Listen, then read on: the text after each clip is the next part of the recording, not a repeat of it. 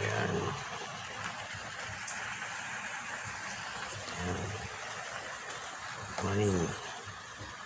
Good morning to all viewers. Paggawa po ko ng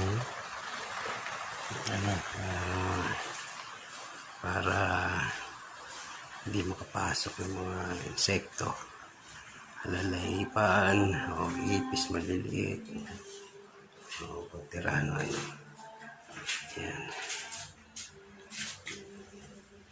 Yan. Yan, screen, double screen. Yan,